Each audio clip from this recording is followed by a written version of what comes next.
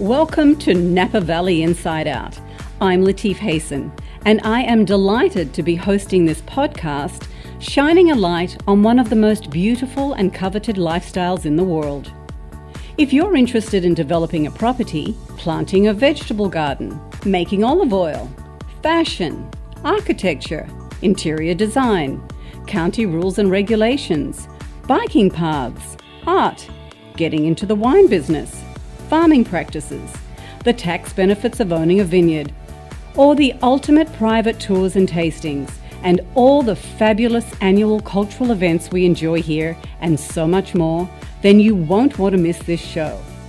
Every week, I will be interviewing amazing talent, vintners, entrepreneurs, leaders, consultants, festival organizers, and well-known personalities in the Valley.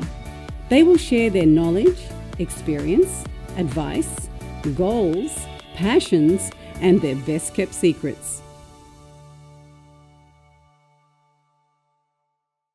Hello everybody, I'm back with Rob McMillan, Executive Vice President and founder of Silicon Valley Bank's Wine Division.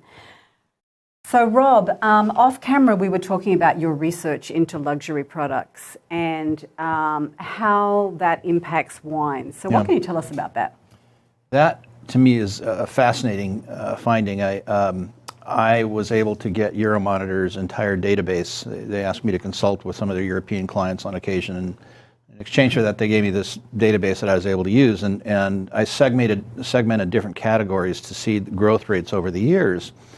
And it struck me immediately when I start looking at categories. So for instance, one growth category that was zero was luxury writing utensils. Makes sense. When I graduated from high school, I got a little cross pen set. Mm-hmm. When I graduated from my master's program, I got a Mont Blanc. Yes. Very expensive, and back in the day, you would wear it proudly in your pocket, showing that you were successful, and obviously today the world's gone digital, and whether you're old or young, it's digital, and so you have flat growth. Another category that's got some growth is luxury watches, but it's only got some growth because luxury watches are for older consumers largely. The younger consumer doesn't wear watches as much, certainly not luxury. What they're going to wear are electronics. They're going to wear a Fitbit, an Apple Watch, if they wear anything at all, because they carry time on their phones. So you just don't see luxury watches going like this. The one thing that I thought was super interesting, though, was that when you look at luxury beauty care, it's like consistent, and it's like this. It looks exactly what you would like the U.S. economy to look like. And so why is that? Well, it's because you have two separate consumer bases engaged on one product, or one category anyway. But here's the real issue: is older people would like to be young, and young people would like to be beautiful. So you have that nice growth rate. But if you're selling, let's say, an anti-wrinkle cream, you're selling it to an older consumer generally, not a younger consumer. And you can't have Jane Fonda, an older spokesperson, speak to a younger consumer. You have to have a totally different way that you talk about, even if it's the exact same beauty cream as an example. Mm-hmm. It has to be marketed, packaged, and sold different. So that's a real trend that we've got to grasp as a wine industry, because the young consumer is just not engaging, and we're not marketing to them in the way that they need to be marketed to be successful. I'm not saying that we have to make two different wines, because that would be virtually impossible, but this is the first time in U.S. history where we have two dominant categories of consumers with totally different values, and that creates marketing issues. Yeah. Well then, what do you see as the major threat to Napa? Is it anti-alcohol messaging, competition from imports, or the competition from the beer and international wines that are not as expensive? Or none of the above. Or none of the above. Yeah. Tell us. Yeah, see, if I'm looking at threats to Napa, Napa's the brand in the United States, and it's recognized worldwide. As a matter of fact, what's interesting, is when you do consumer research just in the United States and you start to ask about wine areas, number one is Napa. Number two is California, not Sonoma. I mean, that's how well Napa is known, and Napa is known the same way internationally. So, you know, we have that brand. It took a lot to get here. All the work that's been done, the Napa Valley Vintners and the marketing that's been done worldwide, protection of the brand, you know, it's been years and years of effort. So the biggest threat is that we think we just should keep doing what got us here. Oh, yeah. It's the fact that we are on these rails, and this is a traditional business, and because of that, it's very slow to move. And yet we have a population change that is going to be accelerating over the next 7 years, with more and more boomers retiring every single day at an accelerating pace, and more young consumers hitting 40. So that rotation is going to accelerate. It's going to make people's heads spin. And so the greatest threat to me is doing nothing or continuing to do the same thing. Continuing to do the same thing and expecting the same result. It's not going to happen because the underlying principles that supported the industry to this point are going to evolve. So do you from a consumer standpoint. Right. Do you have any solutions going forward for what the Napa winery owners should be doing? Yeah. So the first thing you have to do is you look around and you say, okay, well, who's doing it right? I get this question all the time in speeches. Okay, well, give me an example. Everybody wants to say, well, show me somebody that's doing it right. And my answer is there's nobody. But that's not to say nobody is doing anything right. There are different companies that are doing some things right. There's, you know, one company that's using automated marketing. So as an example, somebody in Florida wakes up in the morning and they say, oh, Napa Winery, I just had your, let's say it's 2 o'clock in the afternoon, I just had your Chardonnay and it was wonderful, you know, and you tweet that out. Immediately they get a tweet back that says, oh, thank you for that mention. We're waking up here and we really appreciate your support. That's all automated. And there is one winery that's using automated marketing in a really effective way. One of the things that I talk about often is we have a decline in visitation in the Napa Valley, which I know it goes against the beliefs of so many people that think that the Napa Valley is driving traffic growth. The traffic is obviously increasing in the Napa Valley, but it's not the tourism. The tourism is flattening, and when you look at the average number of people that go into the tasting rooms, that's been dropping consistently now for about 6 years in a row. So, you know, that becomes an issue as well. And now we start to look at the values of the older consumer and the younger consumer. The older consumer, you know, back when I was younger, if I wanted to go have a good time, that meant going to a French restaurant that actually knew how to cook, and you know, getting a bottle of Louis Martini Cabernet, and being spoiled. And you'd have a sommelier come up with a towel over his arm, and you know, blah blah blah, and that was our idea of fun, because back then we were just starting to evolve ingredients, and lettuce came in one flavor. It was iceberg. Yeah, right. And you could actually go have you know, a salad that had something else when you go to a French restaurant, a high class restaurant. So that was our idea of fun. That's not the young consumer's idea of fun. The young consumer's idea of fun is an engagement of some sort, and you know, they want to. It's normally active. It's healthy. It's sadly for a lot of people, it doesn't necessarily. It's not all about the wine.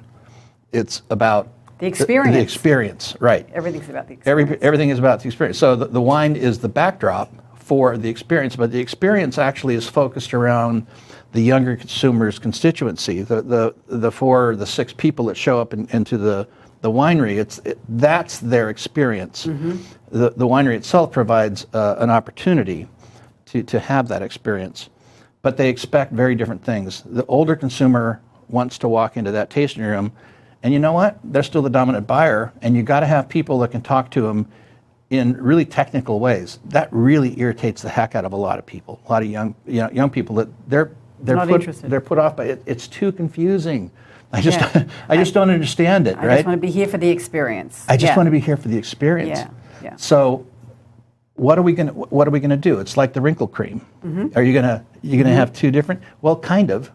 One of the easy solutions. I know one for both, but shall I give Strivectin a plug? Strivectin. What's Strivectin? Strivectin is a neck and wrinkle cream that's fantastic for all ages. Oh well, so we all right. So there are examples, and we've got to go find. I should try that myself, by the way. I'll have to go look that up. So I'm an investor. I'm an investor in the company. Okay. So we have to go find some Strivectin or whatever it is in the wine marketing as well. Right. Things that appeal to both young and old. My big discussion point is we have to create an on-ramp for the young consumer.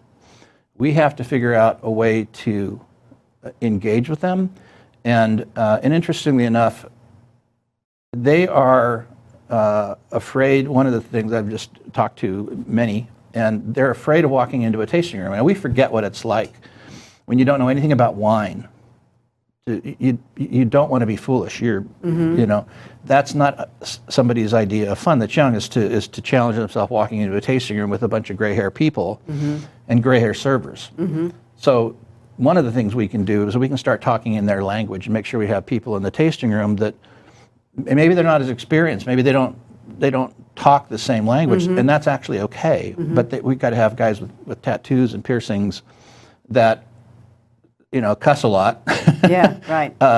And so that they're able to have an experience. And the other thing, this is the simple one, is to have an outdoor experience. Whether it's picnic table, whether that's cornhole. I say cornhole is the new bocce.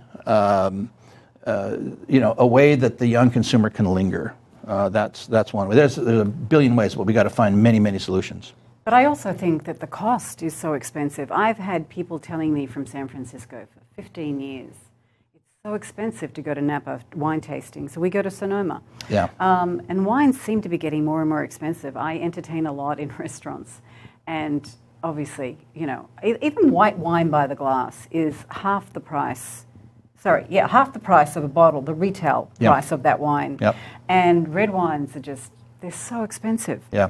Honestly, when you get the bill, it's so much more than everybody's meal. Yeah. And I really do think it's the cost, because as we all get older and we start thinking about, am I going to be living my life going out to restaurants all the time and paying for everybody? No, and so, but you were talking earlier about the experience of mixologists. How millennials love that experience to go to a bar and the mixologist is making up all these fantastic cocktails. Yep. And also, what? Sometimes myself, when some restaurants I go to, the wines by the glass are so outrageous, I end up having a martini. Yeah. This is another interesting paradigm, which is that today 9 wineries have 75% of wine sales, and 60% of wine is distributed through 3 companies. All into big box stores. So the vast majority of the United States now sees the same wine brands that are actually mass produced. Right. And it's really hard to find those other wines. And so when I walk into like a Hilton as an example, that's oftentimes I find it's Constellation wine there. And so you find a Kim Crawford that you can get in Costco for $18 and it's $58. And so what do? I have a martini, I have a beer, I have something else, and I don't want to buy the glass, because too often I run into an oxidized wine. But this is a major issue, though, because wine by the glass now is over. It crossed that $15 barrier a long time ago. And here's the basic math for a bartender or for a young consumer: is a 750 ml bottle of wine that's $28. You might find a Zinfandel in Sonoma County. It's $28. I don't think you're going to find it in Napa. That's going to have 5 servings. You got to drink it that night. That same 750 ml bottle of Maker's Mark, very popular whiskey, has got 25 1-ounce pours, and that doesn't oxidize. You can keep it. The the bartender doesn't have to treat this bottle of wine. He has to treat the bottle of wine with argon or something like that, just to keep it fresh. And nobody's looking over their shoulders, so oftentimes you get an oxidized. So you have more spoilage. That doesn't help. And then on the other side, it's just from a cost standpoint. If you're a bartender, you're a bar owner. Do you want to have this wine that has got 5 servings, or do you want, for the same price, 25 servings?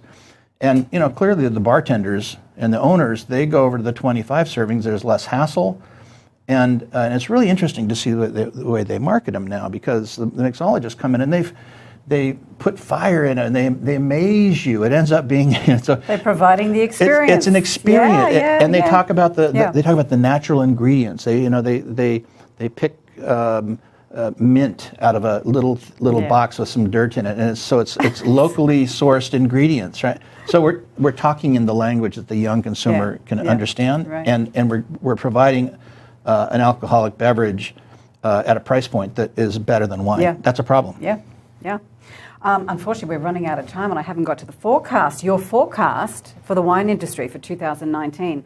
One of the things in your report is that bottled imports will take additional market share from the US wine market. So can you briefly tell us about that? Yeah, US dollar is pretty strong. Yeah. And when the dollar's strong, that means imports are less expensive. So when we're dealing with high-priced American wines already, finding and a consumer looking for value, they're going to go to other places like Oregon, Washington, or they're going to go to places like Europe that you can people that have traveled in Europe recognize. You go over to Europe, you can have a $20 Barbaresco and it's, or a Barolo or Barolo or whatever, and it's unbelievably good for $20. And that's just the nature of things over there. Those can be moved over to the United States. So again, it's the value that these wines bring. It's not Napa Valley. If you want a Napa Valley wine, there's only one place to get in the world. It's the benefit of branding. But if you're looking just purely for value, then you're going to find a lot of really good values in Europe. And so those are continuing. Starting about in the late 90s, we were down to a point where imports represented roughly 13% of total U.S. wine sales. And today it's at least a third. It's between a third and 38% right now. Wow. Yeah. Because there are so many great wines overseas. Yeah. And people are becoming more and more price conscious. Well, how do you think that the bottled imports are going to affect Napa Valley?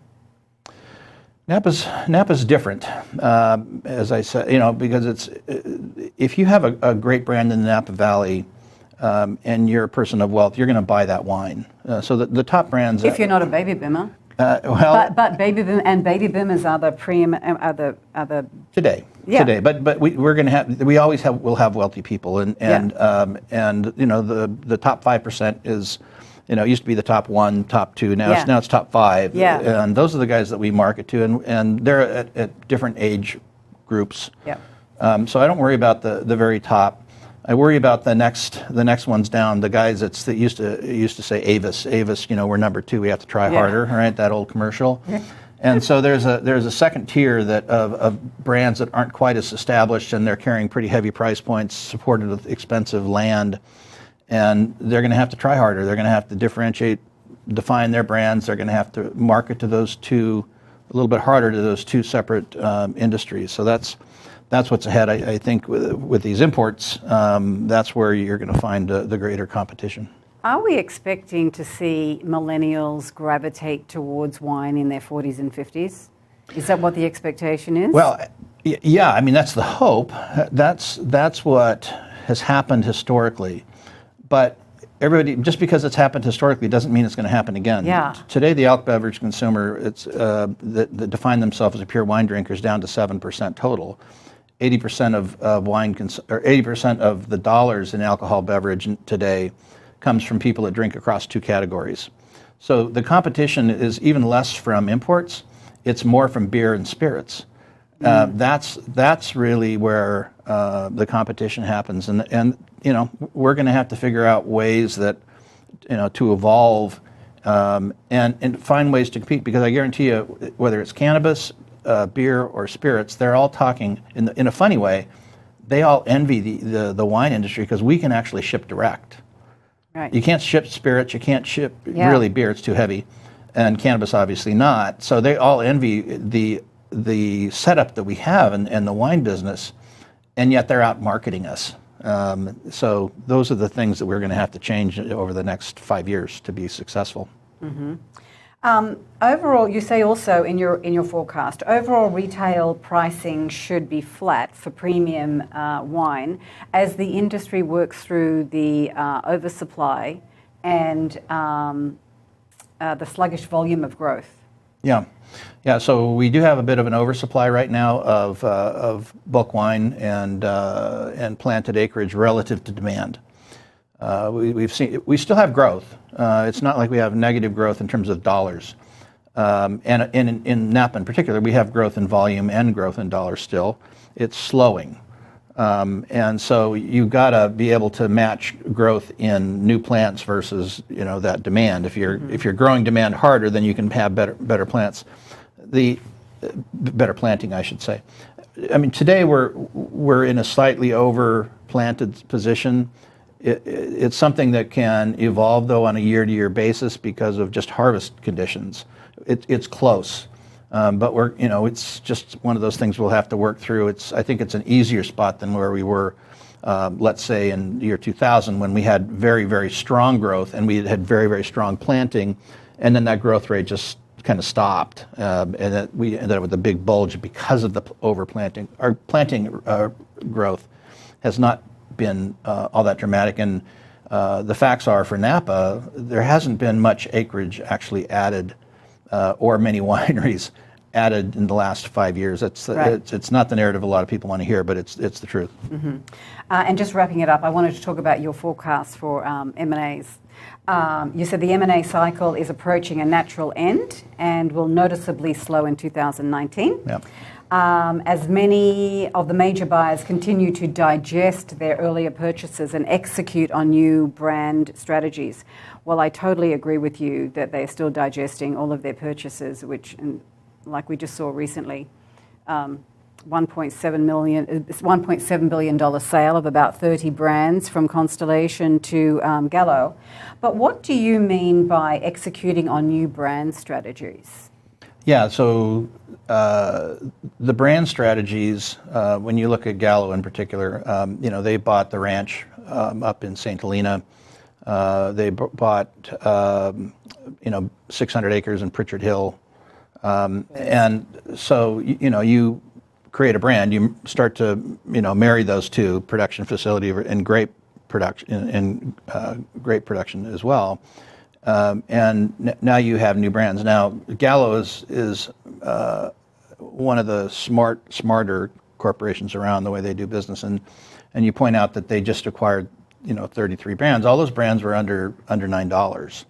And the thing I love about that, by the way, is that there's a small quote in the press release from Joe Gallo that says the reason that they bought these brands are to grow the category. So they recognize that the younger consumer needs wines that are going to appeal to their price.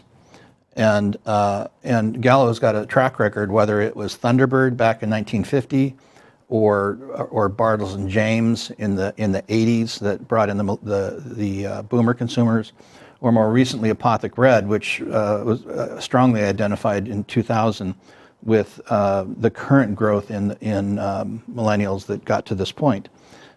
They have a track record of bringing in new consumers into the category that didn't exist. So that's the kind of thing I love to see. But the M&A cycle, to your question, is slowing, and the Gallo or Constellation, the other major buyers, they're not as interested. We still have a lot of European buyers out there that are trying to find an entry point to the United States.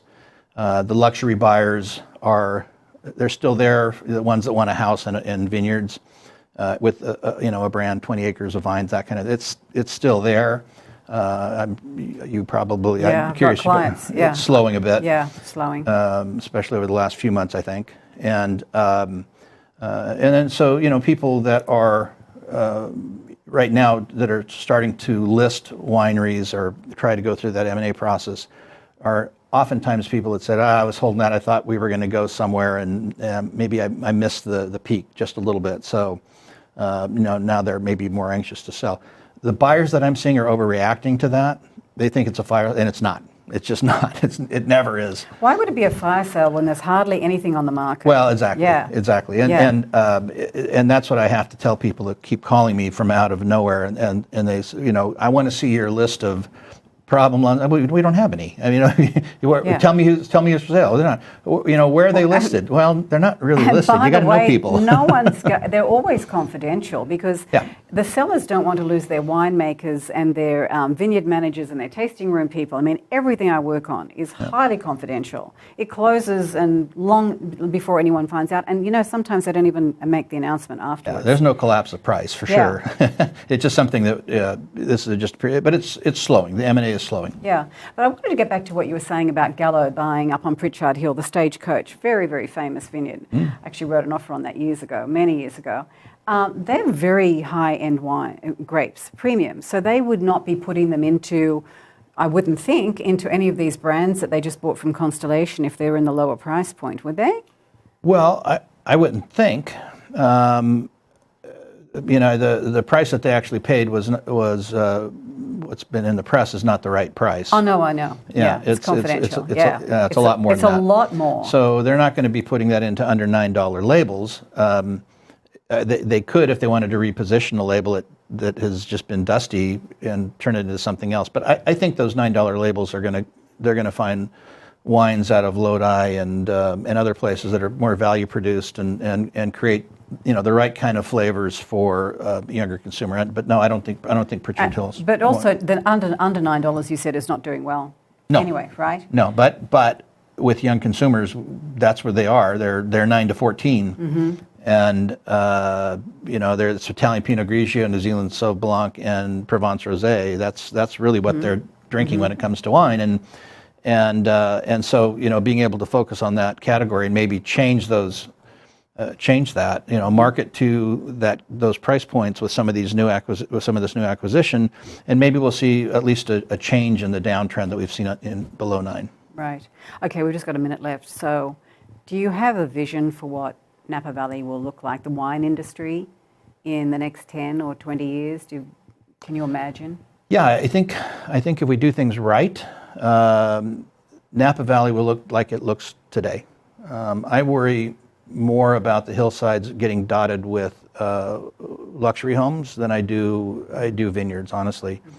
I think that the brands that have been established will continue and will go through a level of transition. There'll still be opportunities for some consolidation. But I think if we do it right, we'll end up with great estates, great family estates, people that shepherd the estates. The estates are there and somebody else will come in and own them for a period of time. It's just shepherding from point A to point B. But I think if we do it right, then Napa Valley will be what it is today. And what about the investment of private equity groups, venture capitalists? Yeah. What are your thoughts on that? The groups that own like Farniente, they're coming in buying companies like Farniente. Yeah. The industry is still, it's a fragmented industry, and it's still sleepy in a lot of ways, in a lot of business practices. And so the job of a private equity group is to take investors' money that's pooled, invested into a business like a winery, apply more drilled down business practices, boost the profitability, and then get out. And so you got to find the exit. And right now we've seen the Duckhorn de Farniente for I think it's GI Partners. They had to get out after 10 years because their investors want to return, and so now they take a new group and they're over into Farniente, and they make that better. And so we are seeing private equity groups that are still looking for the right acquisition, but there are very few ones that actually fit that bill. Yeah, and buying wineries today is, I have clients that, I said they're not making money. I mean, when you're paying the real estate prices that you have to pay today, I'm surprised that they even invest into. Well, these. The brands are better to invest in than you can actually buy a brand. You don't need a winery. You don't need the real estate. You don't need, as long as you have contracts. It depends, because if you're at the high end, if you're selling really expensive wine, you got to own the real estate. You got to control the grapes, the source, because that's what makes the wine. Brands themselves will get you more volume, but if you're buying a winery, your actual returns are pretty average. The value in a winery might be the fact that you have money that you're making somewhere, and maybe you can offset some losses against current income somewhere else. That could be one. But where you make your money is when you sell that asset later, and so it's the terminal value of that asset. It's whatever you got for profitability on that asset, which is a long-term capital gain. It's taxed at a lower rate than the year-to-year profitability. So it ends up being a good tax strategy for people of wealth. But it's not just attracting that as it did in the 70s when you had veterinarians, dentists, and doctors. Now it's very serious money when you're talking $400,000 for an acre of grapes. Yeah. Yeah, and there's that rumor out there that they're $1 million an acre. No, they are not $1 million an acre. Not true. And I'm going to have a discussion with another appraiser about that, the price per square foot. Thank you so much. I could talk to you for hours. Yeah, you're welcome. We've done 2 shows now, and we could still keep going. Thank you so much for coming. You're welcome. Thanks for having me. Take care. Thank you, everybody. I look forward to seeing you next week.